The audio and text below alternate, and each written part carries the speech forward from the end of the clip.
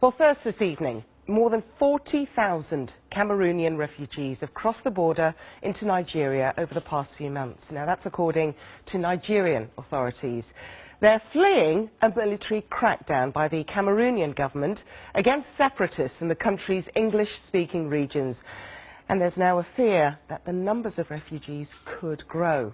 Cameroon's Anglophone minority make up around 20% of the population. That's based mainly in the southwest and northwest regions, as they're known. Since Cameroon was united as an independent country in 1961, English speakers have often complained of discrimination by the French-speaking majority. Well, last year there was a wave of protests which began in response to the use of French being imposed in schools and courts. And some of those protesters took up arms demanding independence for the Anglophone population in a new state to be called Ambazonia. Well, now, thousands arriving over the border in Nigeria are seeking refuge in the southern regions of Benue and Cross River State. And they're saying that they're fleeing from a violent military crackdown. Well, the BBC's Ishaq Khalid visited the area to find out more about what's going on. Rene's family are just one of thousands who have been uprooted from their homes in southern Cameroon. Their village was totally destroyed, and the family was split up whilst escaping the violence of military operations in the region. After trekking for more than a week, Mr. Rene was finally reunited with his wife and children. Now living in southern Nigeria's Cross River State, he tells me it was the worst experience of his life. We were living in our village peacefully. At the sudden, soldiers from the Republic just invaded our community, surprisingly, without us knowing. So, after some few minutes that we hearing sounds of gunshots, so we were running left and right. Some of us we spent about 8 days in the forest. Many here have similar experiences. The Cameroonian government says that the military crackdown is necessary to protect the country's territorial integrity against English-speaking separatists who are demanding a breakaway state. But refugees here say they are traumatized by the violence they witnessed, and now they face uncertainty about their future. We have our independence, I will go back. The war do not finish, I will not go back because I am afraid of soldiers. Because of that thing, those guns, those heavy guns, I have some pains in my heart now. If I hear gun do, my heart used to go inside like I want to die.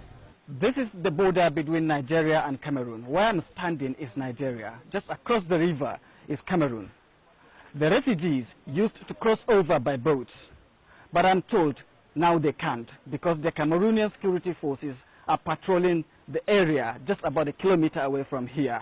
So they now rely on footpath through the bush to cross over to Nigeria. Despite difficult terrain, more than 40,000 have crossed into Nigeria so far.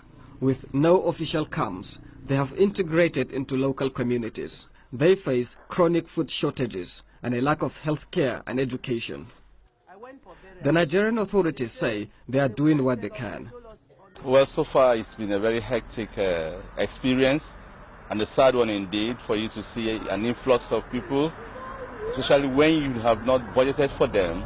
It becomes very difficult for you to see how you can, assemble them and not talk about feeding them. Aid agencies warn that refugee numbers here could swell to more than 1 million in the coming months unless normality returns to southern Cameroon. Ishaq Khalid, BBC News, on the Nigeria-Cameroon border. Okay, let's get the latest on this, and I'm joined by Antonio Jose Kanyandula, a senior representative to Nigeria for the UNHCR. Thank you very much for joining us here on Focus on Africa. How worried are you then about the situation that's developing just over the border in Nigeria?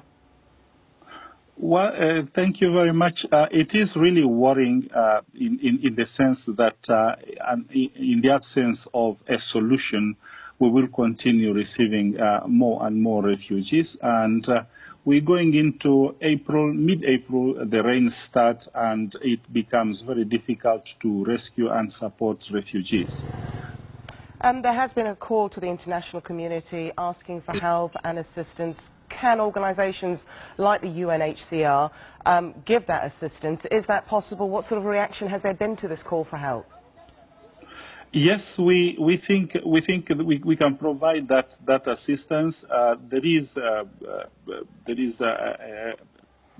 lot of attention that is being given to this situation, and there are other partners that are joining with us, such as the MSF, Save the Children. We are actually all gearing up to provide assistance as soon as possible. It has started since November. Okay, now, Nigeria this week gave assurances to the Cameroonian government that it would be backing them, and we've seen these the actions taking place already. There have been extraditions of some separatist leaders.